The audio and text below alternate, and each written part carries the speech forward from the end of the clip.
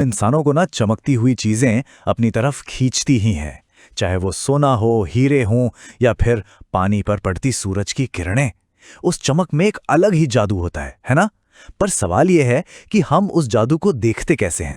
और हमारी आज की कहानी ना ठीक इसी सवाल से शुरू होती है। एक किरदार है चीकू, जो नदी में कुछ चमकता हुआ देखता है और उसका एकदम पहला सवाल है, क्या ये सोना है? अब देखा जाए तो ये बहुत ही नॉर्मल सवाल है ना? किसी भी चीज को देखकर पहले उसकी कीमत का अंदाजा लगाना, ये हमारी फितरत में। बिल्कुल, और यहीं से ये कहानी हम सब से जुड़ जाती है। ये जो एक लगातार की दौड़ है ना, कुछ और पाने की, कुछ बेहतर, कुछ ज्यादा की तलाश, तो चीकू का सवाल सिर्फ उसका नहीं है। ये उस सोच का प्रतीक है जो हमेशा अगली चमकती चीज के पीछे भागती रहती है। सही बात है। और ये भाग दौड़ आती कहां से है? ये असल में एक अंदर की बेचैनी से आती है।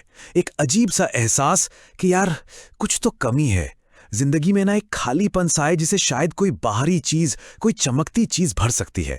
जैसे चीकू को लग रहा है कि अगर ये सोना मिल गया ना तो बस सब सेट हो जाएगा।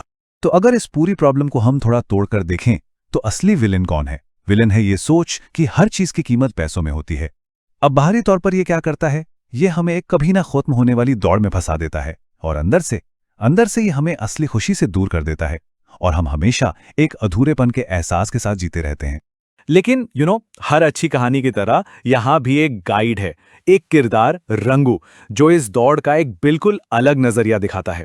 और सबसे कमाल की बात यह है कि सच्चे खजाने का रास्ता किसी लंबे चौड़े उपदेश से नहीं, बल्कि एक बहुत ही छोटी सी, सिंपल सी बातचीत से निकलता है। और ये रहा वो नजरिया। रंगू चीकू को रोकता तो है, पर डांटने के लिए नहीं। वो बस इतना कहता है, अरे रुको रुको, पहले देखते तो हैं ये है क्या। मतलब किसी चीज को पाने की जल्दी करने से पहले ये जानना जरूरी है कि वो असल में है क्या। ये बहुत छोटा सा बदलाव है, पर इसका असर बहुत गहरा है। यहां देखिए दुनिया को देखने के दो एकदम अलग तरीके।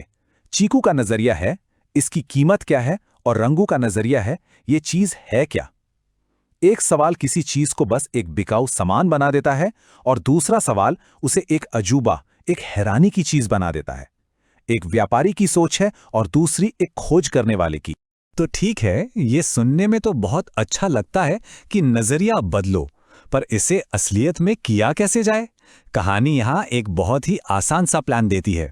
बस 3 कदम जिससे कोई भी इस छिपे हुए खजाने को खोज सकता है। तो ये है रंगू का तरीका। पहला कदम, रुको और ध्यान से देखो, भाग दौड़ छोड़ो, बस उस पल में मौजूद रहो। दूसरा कदम, उसे अनुभव करो, अपनी सारी सेंसेस का इस्तेमाल करो। रंगू चीकू से कहता है, पानी को छूकर देखो, उसे महसूस करो। और तीसरा कदम, समझो कि उस चमक का असली सोर्स क्या है, जो कि सोना नहीं बल्कि सूरज की किरणें हैं। तो फिर ये कहानी असल में हमें क्या करने को कह रही है? ये असल में हमें एक नए तरह के एडवेंचर पर बुला रही है, एक चैलेंज दे रही है कि हम भी अपनी जिंदगी की सुनहरी नदियों को खोजें। पर यहां एक मजेदार ट्विस्ट है। ये एडवेंचर कहीं बाहर जाने का नहीं है, ये असल में एक अंदर का सफर है, अपने नजरिए को बदलने का। ये एक चैलेंज है कि दुनिया को कीमत की आंखों से नहीं, बल्कि उसकी असली सुंदरता की आंखों से देखा जाए। और जब ये बदलाव आता है ना, तो नतीजा कुछ ऐसा होता है। चीकू का गोल ही बदल गया। अब वो सोना नहीं बल्कि और चमकती चीजें ढूंढ रहा है।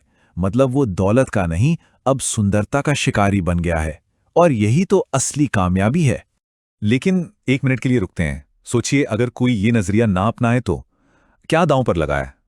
अगर हम हर चीज को सिर्फ उसके दाम से ही देखते रहें तो क्या होगा? दांव पर एक बहुत बड़ी चीज लगी है दोस्त। हम एक ऐसी दुनिया में जीने लगते हैं जहां खूबसूरती हमें तब तक दिखाई ही नहीं देती जब तक उस पर कोई प्राइस टैग ना लगा हो। हम उस खजाने को देखने से चूक जाते हैं जो हमारे चारों ओर बिखरा पड़ा है और जो पूरी तरह से मुफ्त है। और इसके दूसरी तरफ अगर ये नजरिया अपना लिया जाए तो एक ऐसी दुनिया दिखती है जो सचमुच सोने से भरी है। बस ये सोना किसी खदान से नहीं निकलता। यही इस पूरी यात्रा का सार है। जैसा रंगू कहता है, नेचर की ये चमक असली सोने से भी सुंदर है। ये एक ऐसी दौलत है जिससे न कोई खरीद सकता है और न ही कोई हमसे छीन सकता है। तो एक अमीर जिंदगी का मतलब क्या हुआ? इसका मतलब है रोजमर्रा की चीजों में एक जादू देखना, ऐसी खुशी ढूंढना जिसकी कोई कीमत ही ना हो। ये समझना कि सबसे खूबसूरत चीजें असल में मुफ्त हैं, और एक ऐसी जिंदगी जीना जो हर पल एक खोज, एक एडवेंचर जैसी हो। तो आखिर में ये कहानी हम सबके लिए एक सवाल छोड़ जाती है, और यह सवाल सिर्फ सुनने के लिए नहीं है, इसे जीने के लिए है। आज अपनी दुनिया में कौन सी सुनहरी नदियों की खोज की जाएगी?